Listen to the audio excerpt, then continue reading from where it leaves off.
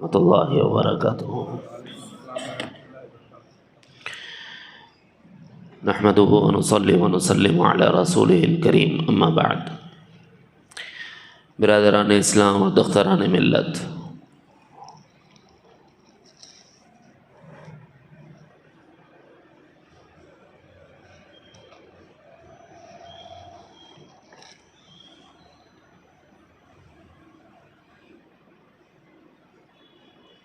مضمون چل رہا تھا ترتیب کے اعتبار سے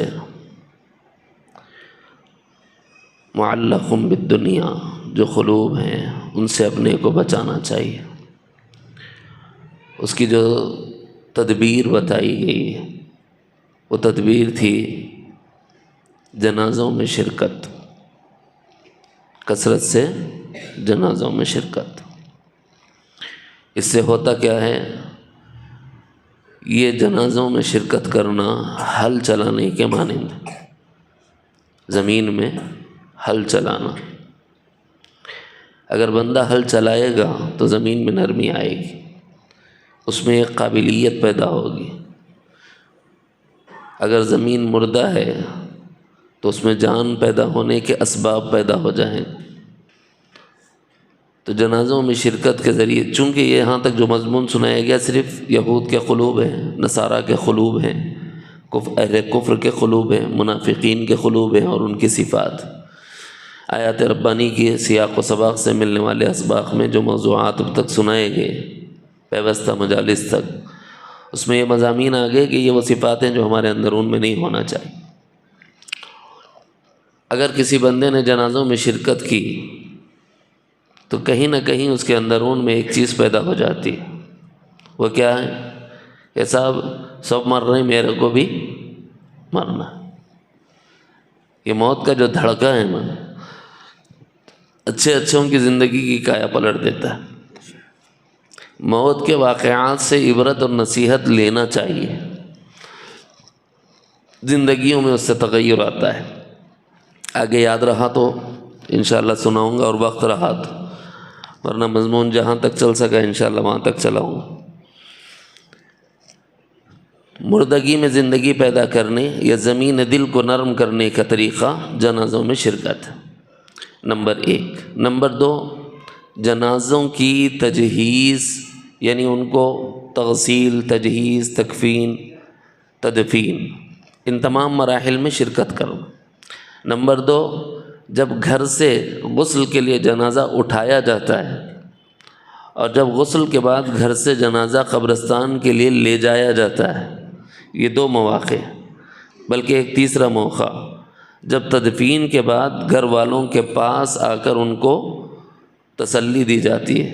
یہ 3 مواقع ایسے ہیں اگرچہ کہ غیر مشروع اس وقت کے حالات ہیں، لیکن اس کا ایڈوانٹیج لیا جا سکتا ہے۔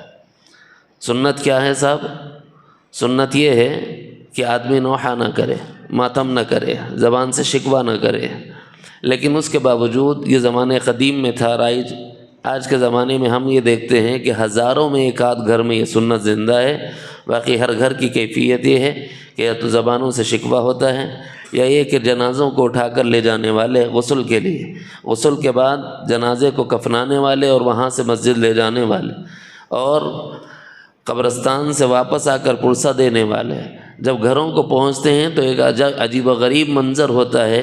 وہ منظر یہ ہوتا ہے کہ ادھر مائیں چیخ رہی ہوتی ہیں، بیوی چیخ رہی ہوتی ہے، بھائی بہن چیخ رہے ہوتے ہیں، بچے لپٹ رہے ہوتے ہیں، ایک عجیب سی کشمکش ہوتی ہے۔ اس میں آدمی نہ چاہتے ہوئے بھی رو دیتا ہے۔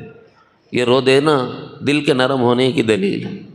ایک شخص نے نبی حضرت سیدنا عمر ابن خطاب رضی اللہ عنہ نے سوال کیا، ما ھذا البکاء یا رسول اللہ، یہ رونا کیسا رونا ہے؟ کب روئے؟ جب نبی علیہ السلام کی اولاد نرینہ رحلت فرما گئی تو اس وقت آقا علیہ السلام کی گود میں آپ کے لاڈلے فرزند تھے۔ آپ کے عیون مبارک سے اشک مبارک جاری ہوئے اور رخسار پر گرے۔ تو اس رونے کو دیکھ کر سیدنا عمر ابن خطاب پوچھ رہے ہیں کہ یا رسول اللہ ما ھذا البکاء، آپ نے تو رونے سے منع کیا، آپ نے تو نوحے سے منع کیا، آپ نے تو ماتم سے منع کیا، پھر آپ روتے ہوئے فرمایا کہ رونا منع نہیں ہے، نوحہ کرنا منع ہے۔ شکوہ اور شکایت کرنا منع ہے، سینہ پیٹنا منع ہے، بال نوچنا منع ہے، یہ نوحہ اور ماتم میں داخل ہو جاتے ہیں۔ کپڑے پھاڑ لینا یہ عقل مندی کا کام نہیں ہے۔ اور یہ دور جاہلیت کے مراسیم تھے کہ جب کوئی جنازہ اٹھتا تھا تو یہ رسموں کو اختیار کیا جاتا۔ نبی علیہ السلام نے فرمایا کہ رونا تو دل کی نرمی کی علامت۔ اب میرے موضوع پر آئیں، اصل میں موضوع کوئی دوسرا ہے۔ یہاں ضمناً ایک بات بتائی کہ رونے سے کیا پتہ چلتا ہے کہ دل میں نرمی آ گئی۔ اب اس کے اندرون میں تھوڑی سی محنت کی جائے تو انشاءاللہ العزیز یہ دل نورانی بن سکتا ہے، رحمانی بن سکتا ہے، ربانی بن سکتا ہے۔ فرمایا کہ اب اس دل میں جب نرمی آتی ہے تو چاہیے کہ فوری توبہ اور استغفار کے ذریعے سے اللہ تعالیٰ کی طرف رجوع ہو جائے، کیونکہ یہ ساری تعلیم یہود کو ہے، نصارہ کو ہے، کفار کو ہے اور مشرکین کو ہے، اور ہنود اور مجوس کو ہے اور منافقین کو ہے۔ تو ان سب کے لیے ایک ہی کام ہے، وہ یہ ہے کہ توبہ کرے، یعنی ایمان لائے۔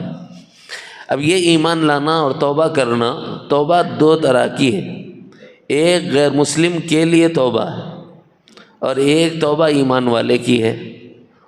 غیر مسلم کی توبہ کیا ہے؟ جس شرک میں پڑا ہو اس کو چھوڑ دے، جس کفر میں پڑا ہو اس کو چھوڑ دے، جس نفاق میں پڑا ہو اس کو چھوڑ دے، جس ارتداد میں پڑا ہو اس کو چھوڑ دے۔ اس کو چھوڑ دینا اس کی توبہ ہے۔ توبہ کا مطلب ہے پلٹ آنا۔ کدھر پلٹ آئے؟ حقیقت کی طرف۔ کدھر پلٹ آئے؟ فطرت کی طرف۔ کل مولود یولد علی فطرت الاسلام، ہر بچہ فطرت اسلام پر پیدا کیا گیا ہے، لہٰذا فطرت کی طرف پلٹ آنا یہ توبہ کہلاتا ہے۔ توبہ کے لیے ایک غیر مسلم کو تلقین کرنے کے واسطے دو طرح کے طریقے پائے جاتے ہیں۔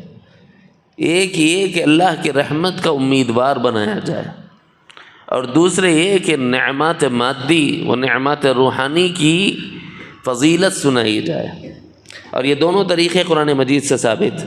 غیر مسلم کو سمجھانے کے لیے ہر مسلمان کو اتنی معلومات تو رہنی چاہیے کہ میں کیسے اس کو توبہ کی تلقین کروں، کن باتوں کے ذریعے سے اس کو اسلام کی طرف پہ بلاؤں اور دعوت دوں۔ ایک طریقہ تو یہ ہے کہ مادی فائدہ بتاؤ، مادی فائدے سے فوری آدمی آپ کی طرف ہو جاتا ہے، قریب ہو جاتا ہے، اور یہ طریقہ ہمارا نہیں ہے۔ قرآن مجید میں حضرت سیدنا نوح علیہ السلام نے بتایا ہے، جب آپ 950 برس محنت کرتے رہے، اس کے باوجود چند لوگوں کے سوا کوئی ایمان نہ لایا، تو اللہ رب العزت کی بارگاہ میں ہاتھ پھیلا کے عرض کرنے لگے کہ مولا، کوئی دن اور کوئی رات کا لمحہ ایسا نہیں جس میں نے ان غافلوں کو آپ کی طرف نہ بلایا۔ میں نے کیا فضائل نہیں سنائے، اے اللہ میں نے تو ان کو یہ تک سنا دیا، فَقُلْتُ اسْتَغْفِرُوا رَبَّكُمْ إِنَّهُ كَانَ غَفَّارًا يُرْسِلِ السَّمَاءَ عَلَيْكُمْ مِدْرَارًا وَيُمْدِدْكُمْ بِأَمْوَالٍ وَبَنِينَ وَيَجْعَلْ لَكُمْ جَنَّاتٍ وَيَجْعَلْ لَكُمْ أَنْهَارًا۔ اے اللہ میں نے ان سے کہا ہے کہ اگر تم مغفرت چاہو تو اللہ تعالیٰ کو مغفرت کرنے والا پاؤ گے۔ فَقُلْتُ اسْتَغْفِرُوا رَبَّكُمْ، وہ تمہاری مغفرت کی ضرورت پورا کرنے والا ہے۔ رب ضرورت کے پورا کرنے والے کو کہتے ہیں۔ إِنَّهُ كَانَ غَفَّارًا، وہ معاف نہیں کرے گا تو کون کرے گا؟ جو اپنی صفت میں غفار ہے۔ غفار کہتے ہیں بہت زیادہ درگزر کرنے والے۔ فائدہ کیا ہوگا مجھے اس سے؟ يُرْسِلِ السَّمَاءَ عَلَيْكُمْ مِدْرَارًا، آسمانوں سے بارشوں کا نزول ہوگا اس استغفار کی وجہ سے، اس توبہ کی وجہ سے۔ کیسی بارشیں؟ ارے مادی بارشیں ہوں گی، ارے روحانی بارشیں ہوں گی۔ روحانی بارش کیا ہے؟ اللہ وحی نازل فرمائے گا اور تمہاری رہبری کرے گا۔ روحانی بارش کیا ہے؟ اللہ کی جانب سے رحمتوں کا نزول ہوگا، وحیوں کا نزول ہوگا۔ یہ وحی تمہاری رہبری اور رہنمائی کرے گی، اور اس کے مطابق تم زندگی کو گزارو گے تو پھر اسی آسمان سے رحمتوں کی بارشیں تم پر ہوں گی۔ یرسل السماء علیکم مدرارا، اس کا دوسرا معنی یہ ہے کہ تمہیں اللہ رب العزت مادی فائدہ یہ دے گا کہ تمہارے لیے بارشوں کو نازل فرمائے گا۔ ارے ان بارشوں سے میرا کیا فائدہ؟ ارے تمہارے جتنی غذاؤں کے سامان ہیں انہی بارشوں کی برکت سے تو پیدا ہوتے۔ اگر یہ بارشیں رک جائیں تو قحط سالی کی وجہ سے تم مر جاؤ، تمہاری اجناس پیدا نہیں ہوں، تمہارے غلہ جات ظاہر نہیں ہوں اور تم بے یار و مددگار ہو جاؤ گے۔ باوجود یہ کہ تمہارے یہاں سونے اور جواہرات کی کھیپ رکھی ہو، لیکن اس مال کا لے کر کیا کرو گے؟ کیا وہ جواہر کھاؤ گے؟ کیا وہ سونا کھاؤ گے؟ کیا وہ ہیرے کھاؤ گے جو تمہارے پاس مال کی صورت میں رکھے ہوئے ہیں؟ نا صاحب، بارش نہیں ہوئی، غلہ پیدا نہیں ہوا تو ہمارے لیے کوئی کام آنے والا یہ مال و منال نہیں ہے۔ تو پتہ یہ چلا کہ بارش کا برسنا ہماری اجناس، ہمارے غلہ جات کے لیے لازمی اور ضروری، اور اللہ رب العزت استغفار کی برکت سے، توبہ کی برکت سے آسمانوں سے بارش کو نازل فرماتے ہیں۔ یرسل السماء علیکم مدرارا ویمددکم باموال۔ آج کون پریشان نہیں ہے مال کے لیے؟ ہر آدمی یہ کہہ رہا ہے صاحب کچھ نہیں، مال ہے تو سب کچھ ہے۔ کچھ بھی نہیں ہے، ایک آدمی کے پاس مال ہے تو وہ کہتا ہے میرے پاس سب کچھ، اس مال سے کیا نہیں ہو سکتا ہے یہ کہا جاتا ہے۔ لیکن اس کے باوجود اس زمانے میں بہت سے وہ ہیں جن کو مال حاصل ہے لیکن اس مال سے فائدہ اٹھانے کا کمال حاصل نہیں۔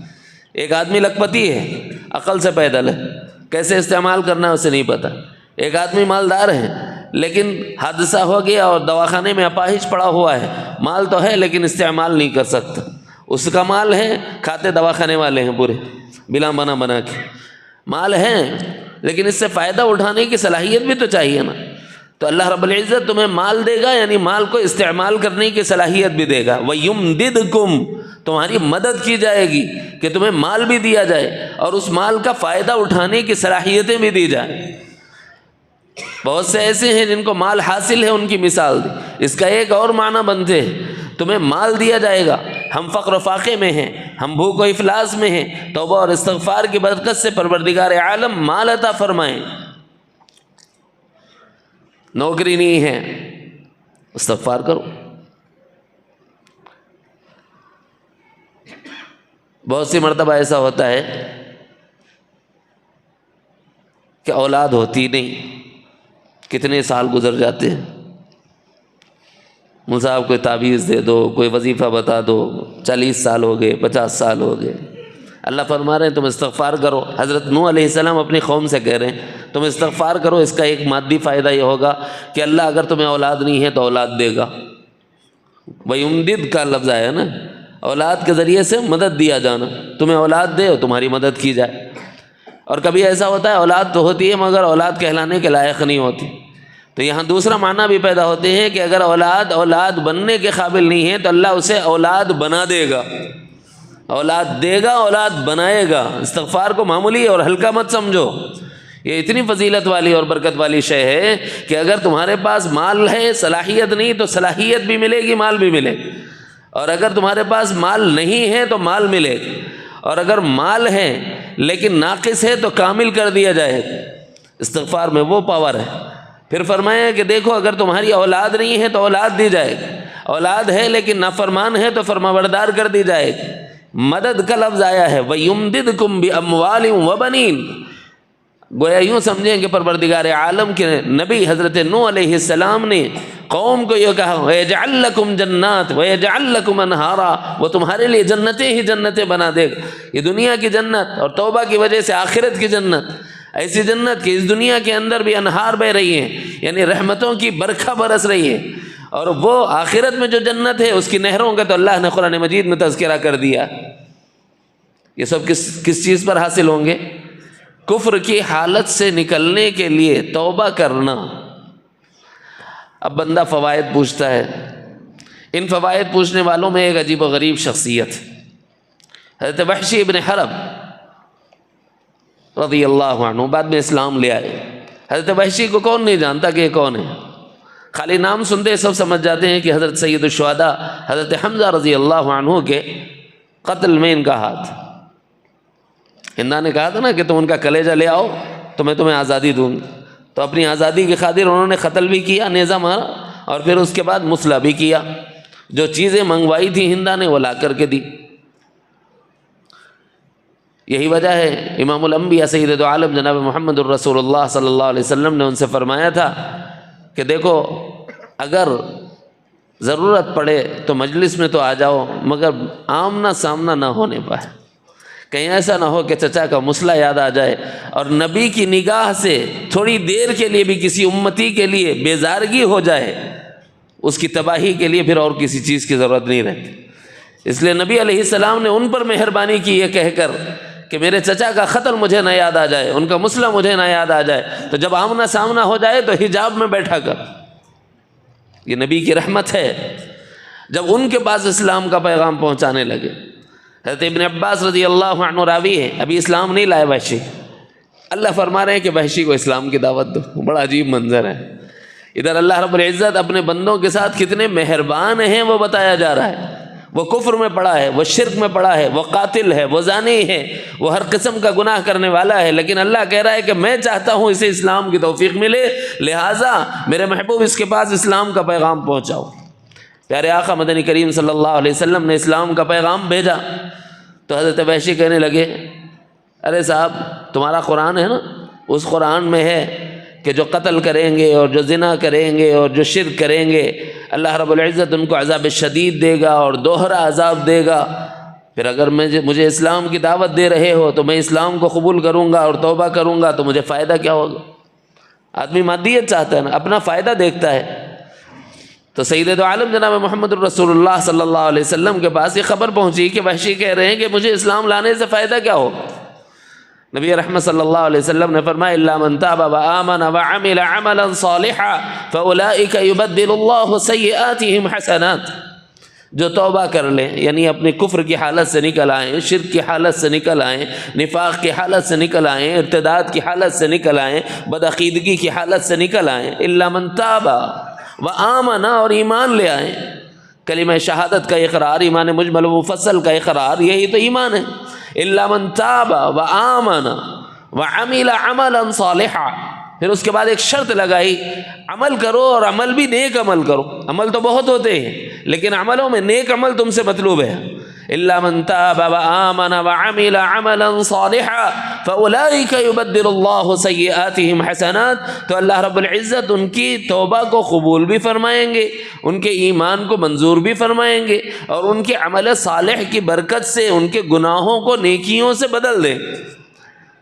تو بڑا عجیب منظر تھا.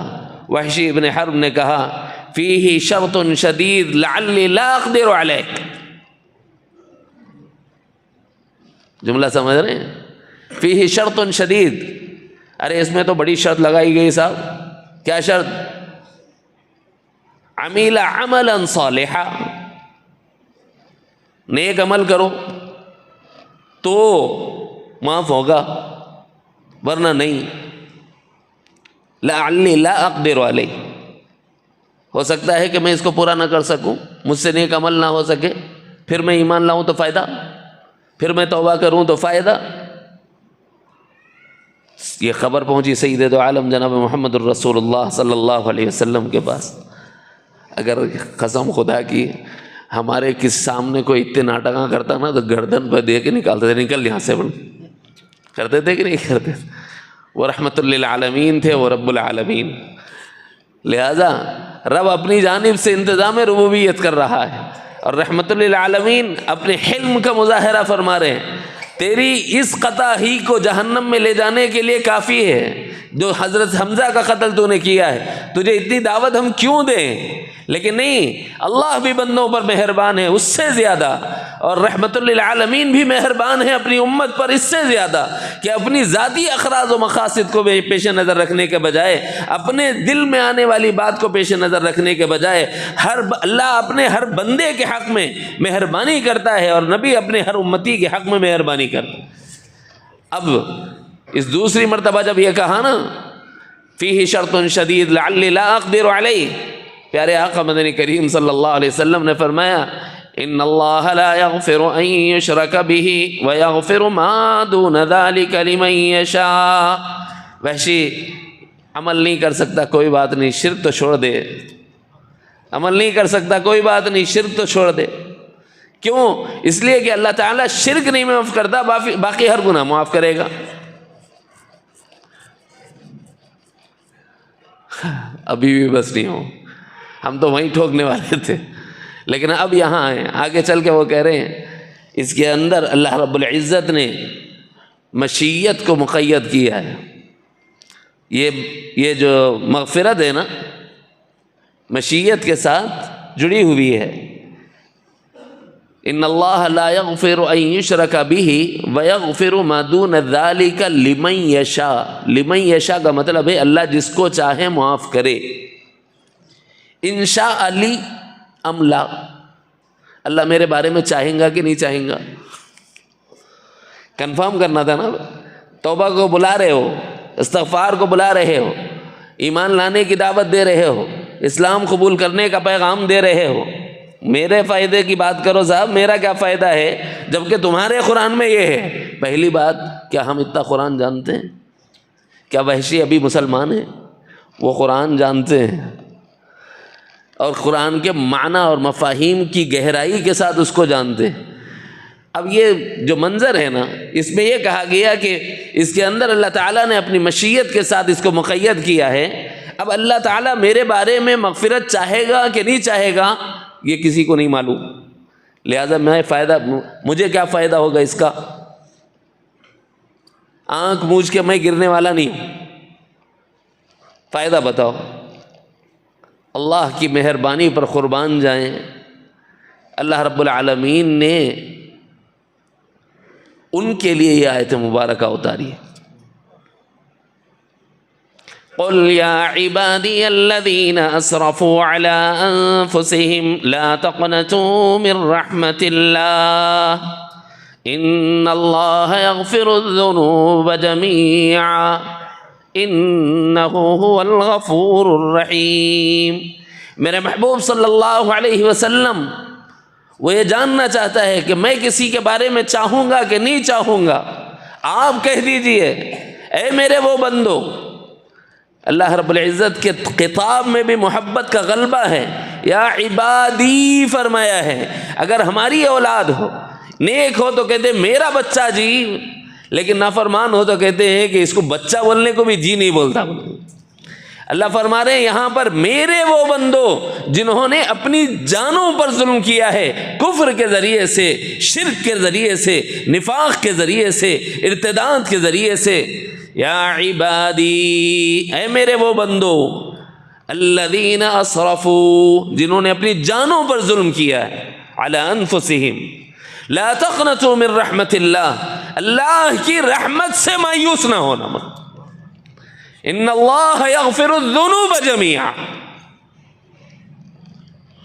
یہ آیت اتری نا، تو اب وحشی نے کہا کہ اب بات پکی ہوگی، اب اللہ کی رحمت سے مجھے امید ہے۔ کلمہ پڑھو، توبہ کی، کلمہ پڑھا، دامن اسلام میں آئے تو صحابہ میں بہت سوں کی بانچیں کھیل گئیں، عرض کرنے لگے کہ یا رسول اللہ، اسلام سے پہلے ہم سے بھی بہت سی خطائیں ہوئی ہیں، کیا یہ آیت صرف وحشی کے لیے ہے یا ہم گنہگاروں کے لیے بھی ہے؟ لیکن رحمت للعالمین تو سارے عالم کے لیے تھے۔ فرمایا کہ قرآن بھی سارے عالم کے لیے ہے۔ قیامت تک آنے والا جو انسان کفر کی حالت سے نکلنا چاہے گا اس کے لیے رب کا پیغام یہی ہے، شرک کی حالت سے نکلنا چاہے گا اس کے لیے رب کا پیغام یہی ہے، منافقت کی حالت سے نکلنا چاہے گا اس کے لیے رب کا پیغام یہی ہے۔ قل یا عبادی الذین اسرفوا علی انفسہم لا تقنطوا من رحمت اللہ ان اللہ یغفر الذنوب جمیعا۔ یہ ہے توبہ مشرک کی، شرک کی حالت سے نکلنے کے لیے۔ ایک باب یہاں ختم ہوتا ہے۔ توبہ کی دوسری قسم ہے، غیر مسلم اسلام لا رہا ہے، توبہ کر رہا ہے۔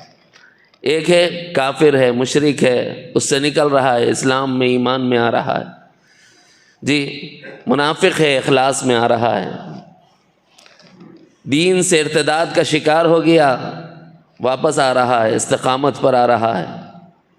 یہ اس کے لیے چیپٹر یہاں پر ان کو امید دلانا، اس راستے سے امید دلانا کہ اسلام میں فائدہ ہے۔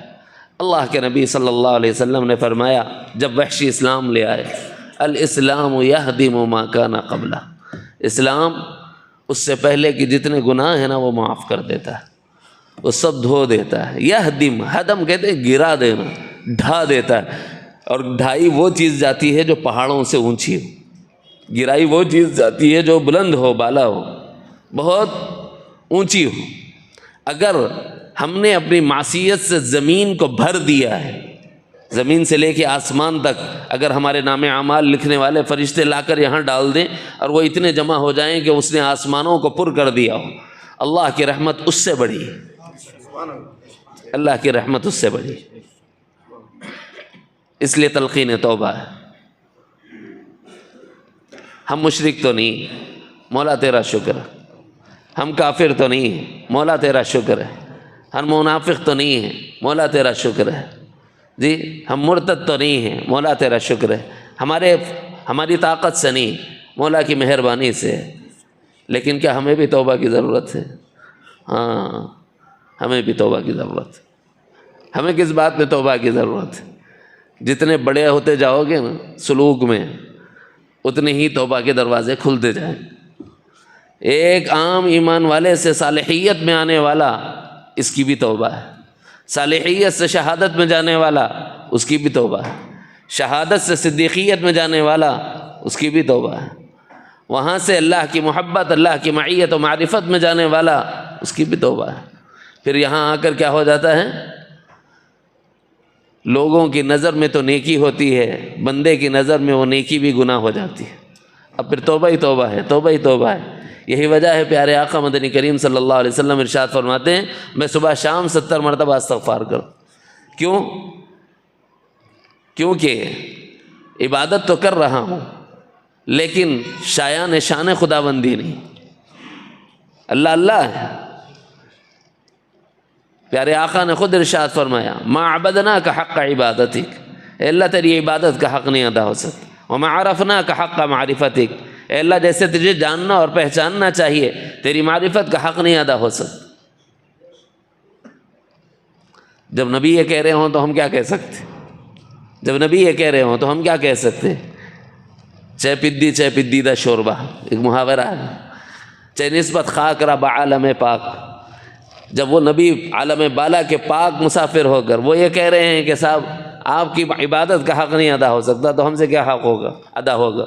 لہٰذا ہر عبادت پر توبہ کریں گے کہ نہیں کریں گے؟ کیوں؟ اس لیے کہ شایان شان خدا بندی نہیں۔ درجہ بندی کے اعتبار سے کب کہاں صالحیت کی توبہ کیا ہے، شہادت کی توبہ کیا ہے، صدیقیت کی توبہ کیا ہے، یہ یاد رکھنا۔ ایک کتاب بتا دیتا ہوں، کبھی اس کا مطالعہ کر لو، اللہ توفیق دے۔ حضرت شاہ کمال الرحمن صاحب نور اللہ مرقدہ نے ایک کتاب لکھی، فیوض و نقوش۔ اس میں 4 صفحات پر 4 نقشے اتارے ہیں، صالحیت کا نقشہ، شہادت کا نقشہ، صدیقیت کا نقشہ، معرفت کا نقشہ۔ ٹھیک ہے؟ ان 4 نقشوں میں جو چیزوں سے بچنا ہے اس درجے میں، وہ توبہ ہے۔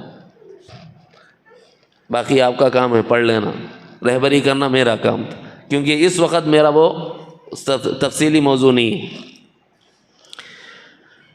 ایمان والے سے بھی اللہ نے توبہ کا مطالبہ کیا ہے، یا ایھا الذین آمنوا توبوا الی اللہ، ایمان والو اللہ کی طرف پلٹو۔ کیا صاحب اللہ کی طرف پلٹنے کی کیا مرادیں ہیں؟ اب ایک مراد تو یہ ہے، موٹی موٹی نماز نہیں پڑھتا تھا، نماز پڑھنے والا ہو جائے، یہ توبہ ہے۔ پلٹنا ہے نا۔ روزہ نہیں رکھتا تھا، روزہ رکھنے والا ہو جائے۔ حج نہیں کیا تھا، حج کرنے والا ہو جائے۔ زکوٰۃ نہیں دیتا تھا، زکوٰۃ دینے والا ہو جائے۔ جو کام اللہ نے کرنے کو کہے نہیں کرتا تھا، کرنے والا ہو جائے، یہ توبہ ہے۔ یہ ایمان والے کی توبہ ہے۔ اور جن کاموں کو اللہ نے کرنے سے منع کیا تھا بالفرض، کوئی مسلمان وہ کرتا ہے، مثلا شراب نہیں پینا تھا، مسلمان ہو کے پیتا تھا، اس کو چھوڑ دینا اور پلٹ آنا، یہ ایمان والے کی توبہ ہے۔ زنا نہیں کرنا تھا ایک ایمان والے کو، لیکن غلطی میں مبتلا ہو گیا اور زنا کا شکار ہو گیا، اب اس سے پلٹ آنا اور توبہ کرنا، یہ توبہ ہے۔ چوری نہیں کرنا چاہیے تھا، ڈاکہ نہیں ڈالنا چاہیے تھا، اگر کسی مسلمان نے اسلام کی حالت کے باوجود یہ کام کیا تو اب اس کو توبہ کرنا پڑے گا۔ لیکن اب اس توبہ میں پھر 2 قسمیں ہیں، ایک توبہ حق کے ساتھ اور دوسری توبہ حق کے ساتھ لیکن اس میں تعلق ہے خلق کا بھی۔ مثلا بندہ اور اللہ کے درمیان کا معاملہ ہے، اس میں خالی توبہ کافی ہے، لیکن بندے کے ساتھ بندے کا معاملہ بھی ہے، اللہ کا معاملہ بھی ہے۔ اللہ تو اپنا معاملہ معاف کرے گا، لیکن بندے نے اگر معاف نہیں کیا تو اللہ تعالیٰ کی توبہ، اللہ تعالیٰ کی طرف سے قبولیت توبہ معلق ہوتی ہے، لٹکی ہوئی۔ نہیں سمجھ میں آیا؟ اور آسان کر دیتا ہوں، ایک آدمی نے 10 روپے چرا لیے، اب بول رہا یار نہیں کرنا تھا، اللہ مجھے معاف کر دے۔ اللہ تو معاف کر دے گا کہ چوری مت کر بولا تھا، تو نے کر لیا، اللہ یہ تو معاف کر دے گا کہ تو نے توبہ کی، لیکن کیا یہ چوری کیا ہوا مال بھی معاف ہو جائے گا؟ اگر وہ مال بھی معاف ہو جاتا نا تب جتنے لوپا ٹوپی کے کام کر کے حج کو جا رہے ہیں سب کے سب معاف ہو جاتے تھے۔ زمیناں ڈبا کے، گھراں ڈبا کے، مال میراث بہنوں کا ڈبا کے حجوں کو جا رہے ہیں، عمروں کو جا رہے ہیں، کیا سمجھ رہے ہیں؟ بولے تو نہیں صاحب، اللہ معاف کرنے والا ہے۔ ایسی دھلائی ہوں گی اوپر سے نیچے تک سب لال ہو جائیں گے۔ چوری کے مال سے توبہ کرنا چاہتا ہے، اللہ نے شرط رکھی ہے پہلے مال لوٹا پھر توبہ کر۔ جب تک مال نہیں لوٹائے گا، میری طرف سے قبولیت کو میں نے معلق رکھ دیا ہے، تو نے معافی مانگی، میں معاف کرنے کو تیار ہوں، اتنا تو معاف کر دیا کہ چوری میرا حکم تھا کہ نہ کرے، تو نے کر لیا، میں نے یہ تو معاف کیا، نافرمانی کر لی، میں نے یہ تو معاف کیا، لیکن یہ نہیں معاف کیا جس کا مال لیا ہے وہ بھی تیرے لیے حلال ہو جائے۔ اب تو حرام مال نہیں کھا سکتا، جس کا ہے اس کو لوٹا، اس سے معافی مانگ، وہ معاف کرے گا، میں معاف کر دوں گا۔ اسی طرح میراث کا مسئلہ ہے، تقسیم کر دو، اب بھی موقع ہے، اپن بڈھے ہوتے جائیں گے وہ چیزاں مہنگے ہوتے جاتے، بعد میں اتنا دینا پڑتا، بہت بڑی پریشانی کا مسئلہ ہے۔ مہرہ نہیں دیے ہوئے عورتوں کے ڈبالے کے بیٹھے ہوئے ہیں، مجھے معاف کریں، تلخ نوائی چمن میں میری گوارا کر، زہر بھی کرتا ہے کبھی کار ہے تیری عاقب۔ کیا بھائی بیوی کا مہر دیے نہیں؟ 1 لاکھ لکھو مول صاحب، قاضی صاحب، اچھا گتی کتنا ہے؟ وہ تو 10,000 ہی ہے جی، باقی کب دیتا ہو تو ادھار ہو۔ اب مرے بعد بڈی کو لاکھ بٹھا کے بول رہے ہیں بول مہر معاف کری، بول مہر معاف کری، خدا کی قسم نہیں معاف ہوتا۔ اب بیوی کا مہر باقی ہے، توبہ کر رہا، توبہ ہوتی؟ ایمان والے کی توبہ یہ ہے کہ حق والے کا حق دے پہلے، پھر توبہ کر تو تیری توبہ قبول ہوگی، ورنہ توبہ معلق رہ جائے گی۔ بیویوں کے مہر دو اور آج کی تاریخ میں دے دینا جتنے ہمارے سننے والے، کیوں؟ ورنہ پھر اللہ تعالیٰ کی جانب سے کنڈی اٹک گئے ہے، سمجھ لیں۔ بہنوں کی میراث نہیں دیے ہوئے ہیں، لکھنے والے بھی بڑے ہوشیار رہتے، اگر کسی نے مہر میں ایک جملہ لکھ دیا نا، سکے رائج الوقت، ایسا برا پھنستا، اس کو سمجھا دو تھوڑا سا، آج اسی پہ زیادہ تفصیل نہیں سناتا، اسی پہ ختم کرتا ہوں، باقی انشاءاللہ ان مجالس میں مضامین آتے رہیں۔ سکے رائج الوقت مہر میں لکھا دینا، اپنی بہنوں کی، اپنی بیٹیوں کی، تو نہ کر لیں گے کہیں، جو نہیں کرا ہوا ہے انہیں کر لیا تو ٹھیک ہے، ڈبل کے چکر میں مت جاؤ۔ حق دے سکتے ہو تو الگ بات، جہاں تک ہمارا معاملہ ہے اللہ کا ہی حق نہیں دے سک رہے، نمازہ وقت میں نہیں پڑھ رہے، جوروں کا حق کیا دیتے رہے؟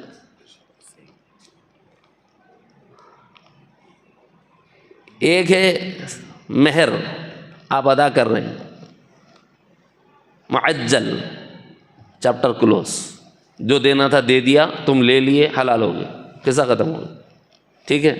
آپ نے لکھا مہر معجل، تاخیر سے دوں گا، بعد میں دوں گا، لیکن لکھنے والے نے اگر ایک جملہ بڑھا دیا نا، سکے رائج الوقت، مثال کے طور پر 2 تولے سونا، سکے رائج الوقت، اگر یہ جملہ لکھ دیا، سمجھو آپ کی شادی کب ہوئی؟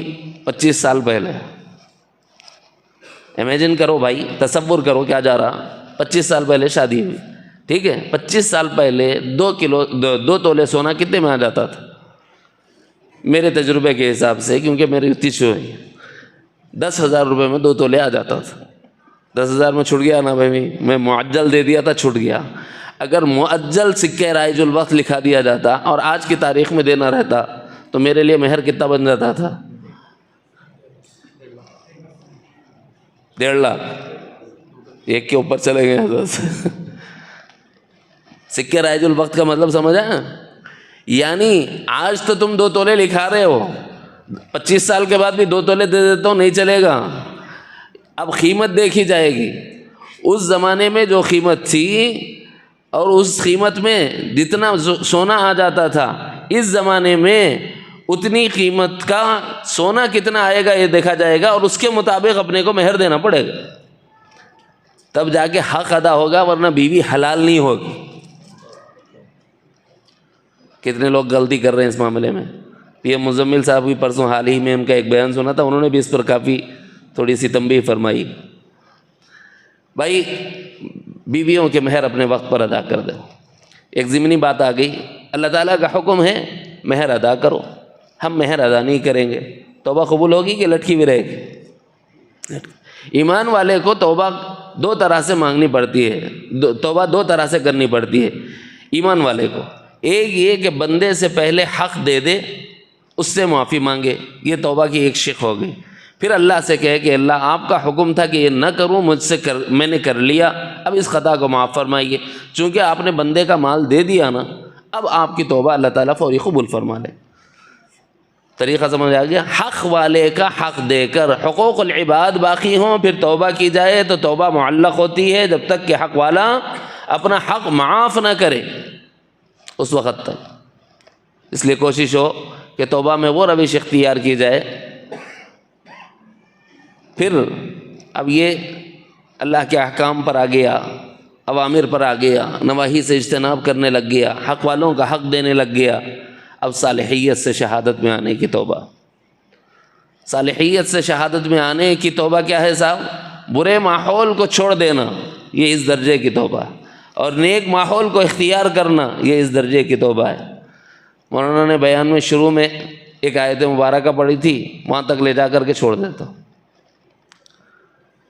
اللہ رب العزت نے ایمان والوں میں بعض ایمان والوں کی توبہ کو فوری قبول کیا، اور بعض ایمان والوں کی توبہ کو اللہ رب العزت نے روکے رکھا. اور یہ کرتے ہیں اللہ تعالیٰ توبہ کو روکتے ہیں.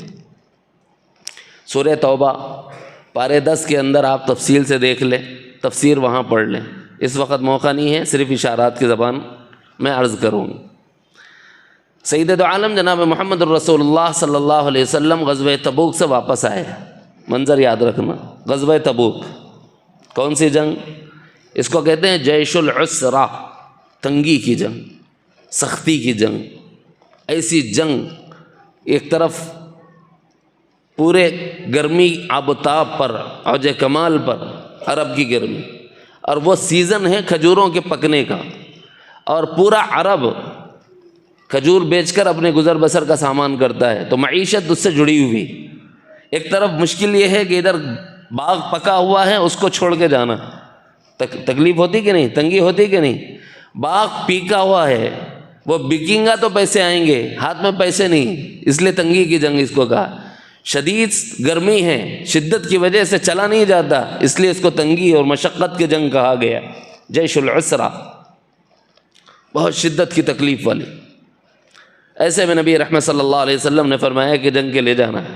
چلے گئے، تبوک تک پہنچ گئے. لیکن عجیب بات یہ ہوئی، لڑائی نہیں ہوئی، واپس آ گئے. لڑائی نہیں ہوئی، واپس آ گئے. اس میں 10 صحابہ کرام جو ہے نا، یہ پیچھے رہ گئے، اور کچھ منافقین تھے جو پیچھے رہ گئے. منافقین کی جب صفات گنائی تھی اس وقت تفصیل میں نے اشارتاً سنائی تھی، اس لیے اس میں سے صرف صحابہ کا وہ حصہ جو توبہ سے متعلق ہے اس کو لے کر باقی کو میں چھوڑتا ہوں. تو منافقین نے آ کر حضور سے کیا کہا کہ یا رسول اللہ ہمارا عذر معاف فرمائیے، گھر میں کوئی نہیں تھا، پیٹ میں درد تھا، بیوی حاملہ تھی، گھر میں پریشانی تھی، ہم نہیں آ سکے، آپ کے ساتھ سفر میں نہیں رہ سکے. نبی علیہ السلام نے فرمایا کہ تمہارا معاملہ اللہ دیکھے، میں تمہیں اللہ کے حوالے کرتا ہوں، تم سچے ہیں جھوٹے ہیں اللہ تعالیٰ دیکھ لے. بعض ایمان والے آئے، آ کے عرض کرنے لگے کہ یا رسول اللہ صلی اللہ علیہ وسلم ہمارا عذر تھا، معقول تو نہیں تھا، لیکن امید ہے کرم فرمائی ہوگی، درگزر فرمائیں گے. اللہ کے نبی نے ان میں سے بعضوں کو معاف فرما دیا، اور کچھ صحابہ تھے وہ آئے نہیں سرکار کے پاس، خود کو باندھ لیا ستونوں سے اور خود اللہ سے توبہ استغفار شروع کر دی. نبی رحمت اللہ رب العزت نے قرآن مجید میں سورہ توبہ کے اندر نازل فرمایا کہ اللہ تعالیٰ نے ان لوگوں کے گناہوں کو معاف فرما دیا اور ان کی توبہ کو قبول فرما لی. لیکن جلدی نہیں کرے، اس کے لیے ٹائم لگا. 11 افراد تھے جملہ، 7 ایک کی معافی نبی علیہ السلام کی دعا سے ہوئی، 7 کی معافی اللہ تعالیٰ کی جانب سے ہوئی.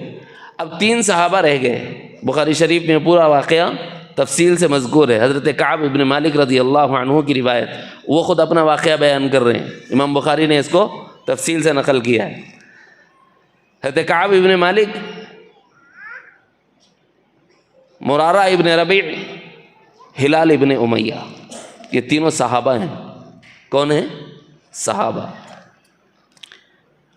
ان سے کوئی نماز چھوٹی، کوئی روزہ چھوٹا، کوئی زکوٰۃ کا عمل چھوٹا، کوئی حج چھوٹا، کوئی صدقہ خیرات چھوٹا، کچھ بھی نہیں چھوٹا۔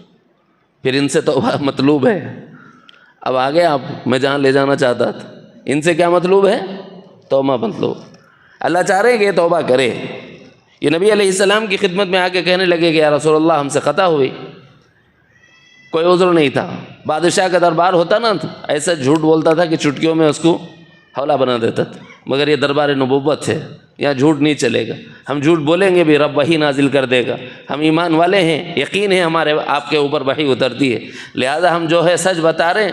بیوی کی محبت نے روک لیا، باغ کی محبت نے روک لیا، عمدہ سواری کی وجہ سے یہ نیت کرتا رہا کہ میرے پاس اعلیٰ سواری ہے، جلدی سے میں پہنچ جاؤں گا اور سفر میں نبی علیہ السلام کی معیت حاصل ہو جائے گی۔ بس اسی میں رہ گیا کہ آپ واپس تشریف لے آئے اور میں نہیں پہنچ سکا، کوئی عذر نہیں ہے، بس یہ بہانے۔ نبی علیہ السلام سے معافی کی خواستگاری کی۔ نبی علیہ السلام نے فرمایا کہ انتظار کرو، اوپر سے اشارہ آنا باقی۔ وعلى الثلاثة الذين خلفوا لقد تاب الله على النبي والمهاجرين والأنصار الذين اتبعوه في ساعة العسرة من بعد ما كاد يزيغ قلوب فريق منهم ثم تاب عليهم ليتوبوا۔ 8 افراد نکل گئے۔ ان اللہ هو التواب الرحیم، اللہ توبہ کو قبول کرنے والا اور رحم کرنے والا ہے۔ وعلى الثلاثة الذين خلفوا، ان میں 3 کو چھوڑ دیا، پیچھے رہ گئے۔ کیا حال ہو گیا ہوگا؟ حتی اذا ضاقت علیہم الارض بما رحبت، کہتے ہیں زمین اپنی باوجود وسعت کے تنگ دامنی کا شکوہ کرنے لگی۔ ایسا معلوم ہوتا تھا کہ صاحب زمین میں چلنے کو جگہ ہی نہیں۔ کیوں؟ واقعی ایسا ہو گیا تھا؟ نہ، ایسا محسوس کیا انہوں نے اس لیے کہ مدنی کریم نے اپنا چہرہ انور پھیر لیا تھا۔ نبی علیہ السلام بات نہیں کر رہے تھے، یہاں تک کہ نبی علیہ السلام کو وہ سلام کرتے تھے اور انتظار کرتے تھے یہ دیکھنے کے لیے کیا نبی ہمارا جواب دے رہے ہیں، تو نبی علیہ السلام جواب نہیں دیتے تھے۔ اور نبی علیہ السلام کی اس بے اعتنائی کی وجہ سے اور اس بے التفاتی کی وجہ سے ان کے لیے زمین باوجود وسعت کے ایسا معلوم ہوتا تھا کہ بہت تنگ ہو گئی۔ حتی اذا ضاقت علیہم الارض بما رحبت وضاقت علیہم انفسہم، انہوں نے جان لیا وظنوا ان لا ملجأ من اللہ الا الیہ، نہ ہماری جانوں میں کوئی راہ ہے، نہ زمین میں کوئی راہ ہے، اگر کوئی پناہ گاہ ہے وہ رب العالمین کی بارگاہ ہے، اس کے علاوہ کوئی پناہ گاہ نہیں۔ وظنوا، اور انہوں نے گمان کیا، اللہ ملجأ من اللہ الا الیہ ثم تاب علیہم لیتوبوا، اب نیت درست کی، صحابہ کو سلام کرتے۔ نبی علیہ السلام نے دیکھا کہ یہ دنیا کی ابھی میل جول میں باقی ہیں، ابھی ان کی توبہ قبول نہیں ہوگی، اس طرح اگر یہ رہیں گے بے رغبتی کے ساتھ توبہ کریں گے، ہماری توبہ بھی یہی ہے، ہم بھی بے رغبتی سے مانگ رہے ہیں لیکن اللہ کی جانب سے قبولیت نہیں ہو رہی نا، وجہ کیا ہے؟ بے رغبتی۔ اب لوگوں سے مل رہے ہیں جل رہے ہیں، نبی علیہ السلام نے اعلان فرما دیا کوئی ان سے بات نہ کرے، اس کو وہ کہتے ہیں معاشرتی بیکار، پورا معاشرہ ان سے قطع تعلق کر لو۔ ارے یار بہت دن ہو گئے معافی نہیں ہو رہی ہے، 40 دن کے قریب ہونے آ گیا ابھی معافی نہیں ہوئی، اتنا لمبا عرصہ تو بہت بڑی بات ہوتی ہے نا۔ تو نبی علیہ السلام نے حکمت اختیار فرمائی، 1 مہینے کے قریب ہو گیا تھا اور معافی نہیں ہوئی تھی، تو بیویوں کو بلا کے کہا کہ میں چاہتا ہوں کہ تم لوگ علیحدگی اختیار کر لو۔ وہ قربان جائیں صحابیات پر، نبی کے فرمان پر عمل کرنے کا جو جذبہ ان کا تھا ہم اس کا تصور بھی نہیں کر سکتے۔ صحابیات نے پوچھا کہ یا رسول اللہ طلاق لے لیں، آپ کا یہ منشا ہے کہ ہم طلاق لے لیں؟ تو نبی نے فرمایا میں رشتے جوڑنے آیا ہوں، توڑنے نہیں آیا۔ تم لوگ جب ان کے ساتھ رہتے ہو نا تو تھوڑی سی ان کی دل کو اللہ کی طرف متوجہ رہنا ہے، اس میں وہ توجہ نہیں ہے، ابھی غفلت ہے، میں چاہتا ہوں ان کی یہ غفلت بھی ختم ہو۔ تو پھر بیویوں نے کہا کہ جاؤ، جب تمہیں نبی نہیں دیکھتا، جب تمہیں صحابہ نہیں دیکھتے تو ہم تمہیں نہیں دیکھتے۔ بوریا بستر لپٹا اپنے مائکے چلی گئی، طلاق نہیں مانگا، خلا نہیں مانگی، اپنے مائکے چلے گی، گھر خالی کر دیا، صرف ایک ہے انہوں نے کہا کہ یا رسول اللہ یہ تو اتنے بوڑھے ہیں کہ ان کو ضرورت کو بھی لے جانا پڑتا ہے، اجازت ہو تو رہ جاؤں؟ کہا کہ دیکھو رغبت نہ رکھنا، کوئی بات ایسی نہ کرنا کہ تمہاری طرف سے کوئی جھکاؤ ان کی طرف، شوہر کو تھوڑی سی اس سے دل کو ڈھارس ملتی ہے، وہ بھی نہیں ہونا۔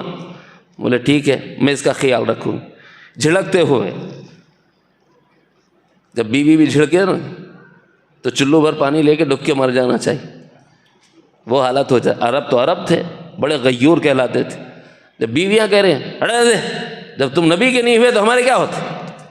یہ وہ جملے تھے کہ ان کے دلوں کو چیر دیتے تھے۔ پھر تڑپ کر اللہ سے مانگا، اے اللہ تیرے سوا کوئی جائے بنا نہیں، ہر طرف سے غفلت ختم، یاد حق غالب، اب اللہ ہی اللہ موجود۔ اب اس کے بعد جب توبہ کرتے ہیں تو یہ حقیقی اور سچی توبہ ہے، اس کو کہتے ہیں توبۃ النصوح۔ صدق دل کے ساتھ، سچائی کے ساتھ اپنی غفلت سے نادم ہو جانا، شرمندہ ہو جانا۔ ایمان والا اپنی تمام تر غفلتوں سے نکل کر اللہ کی طرف رجوع کر لینا، یہ ایمان والے کی توبہ ہے۔ ایک توبہ مشرک کی ہے کہ شرک سے نکلے، کافر کی ہے کہ کفر سے نکلے، منافق کی ہے کہ نفاق سے نکلے، مرتد کی ہے کہ ارتداد سے نکلے، اور ایک توبہ ایمان والے کی ہے معصیت سے نکلے، پھر اس سے بڑے درجے میں غفلت سے نکلے۔ 3-4 درجات سنا دیا، امید ہے یاد رکھ لیں گے۔ اللہ تعالیٰ مجھے اور آپ کو علم نافع، فہم سلیم اور عمل صالح کی توفیق عطا فرمائے۔ کلمات استغفار اس نیت کے ساتھ کہ ہر چھوٹا